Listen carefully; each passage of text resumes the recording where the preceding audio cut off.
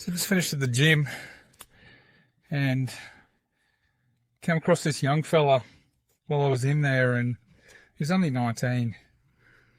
And we're just chatting around, him being in the gym, and, he said to me that he'd got himself into trouble for stuff that, he really shouldn't have done. He was just off the rails, didn't have anyone around that sort of pulled his head in and pulled him back in the line. And, he said it wasn't until he got around someone that went to the gym, looked after themselves, tried to better themselves, that he started to realise there's more to this, and he got pulled into it.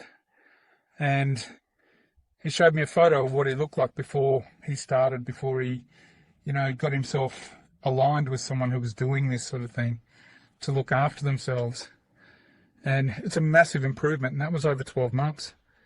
So, he said straight out, he wishes he had someone who sort of guided him along the way and helped him understand that, the path that he was taking at the time was so far from the right path.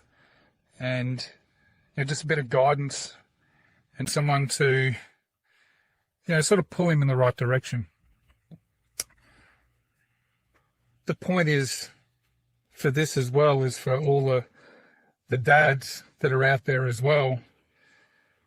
Your kids are looking at you as well, and they're wanting guidance along the way. They might not listen to you most of the time. They might even make out that they're not listening to you or don't hear you.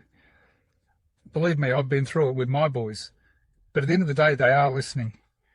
But if they see you setting an example, then they'll end up following it, and it absorbs. It takes in over time. So just keep going out there, setting the example for them. And it falls. It falls right where it needs to. And then it's up to them to take it with them. But you've got to set that standard, set that example for them. You don't know who you're guiding along the way. Some random kid just could be it. Do better.